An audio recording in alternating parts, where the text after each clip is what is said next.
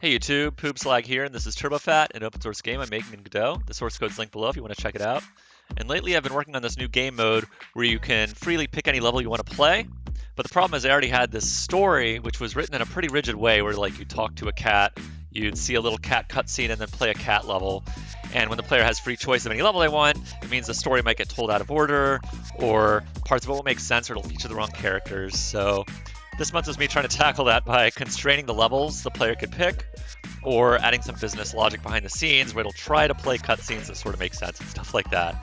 So it's kind of a hard problem, but let me explain how I tackled it.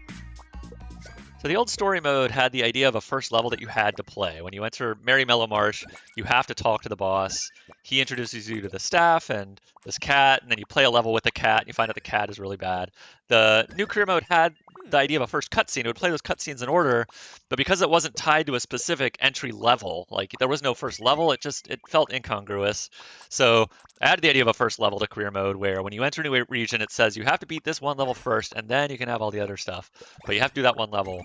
The problem was when I had that little like wall that you hit entering a new region, I already had a wall that you hit at the end of the old region. So you would have to play this one boss level, and you might do well at that boss level to where it's like, good job, you advance 10 steps, and then bop, you go ahead and immediately hit this wall in the new region. So your performance on the boss level didn't matter at all. So to fix that, I made it so every time you hit a wall like that, it writes down like, well, you were supposed to advance 8 steps, but you kind of got robbed. And the next time you actually move forward, it caches in those banked steps I call them. And so that feels a little bit more fair. So I also kind of added the concept of a last level, where if you view all the cutscenes specific to an area, it'll play a little epilogue which ties up the story. And then if you're stuck in that region and you haven't been able to get past it, it'll skip you ahead to the next region so you can continue from there. Just in case anybody gets totally stuck where they're like, I'm just terrible at this game, I want to finish it, but I can't, it'll throw you a little bone now. So other than just the first level, I did have a problem with the other cutscenes matching the other levels as well, because the cutscenes were meant to tell a sequential story where first you view this part, and now there's a part that has a dog and a part that has a cat, and those can be viewed in either order, but then it converges and you have to see this part of the story next.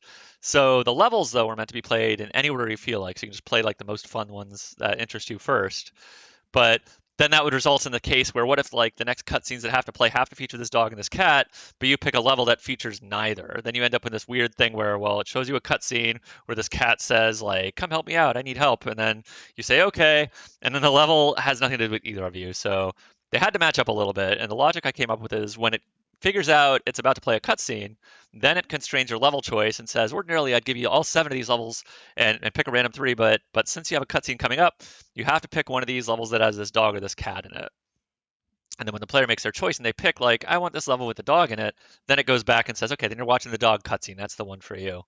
And then while I was doing this stuff, I also added some logic for unlockable levels where the cat's levels might have a gimmick where like he rotates weird, and then it gives you just the intro, the easier version of those levels, but then after you beat those, or after you progress further through the story where like the cat's progressed as a chef, now you unlock the harder versions of those levels where he's sort of like figured out how to be more tricky.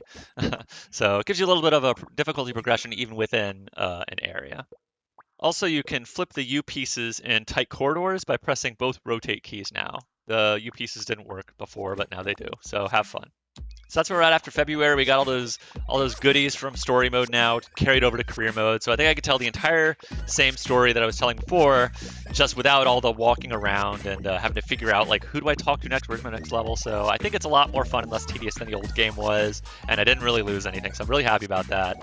Up next is adding this new environment that I was really hoping to get to this month. It's gonna, have like lush trees and greenery and cool stuff like that. But I thought I'd get to it this month, but all the story stuff, it was always like, oh, I got just these 2 little things left on my plate.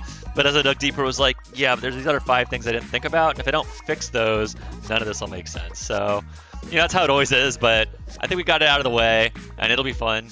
Hope you guys will join me at the end of March for this new world and this new thing I'm working on. So, see you guys then.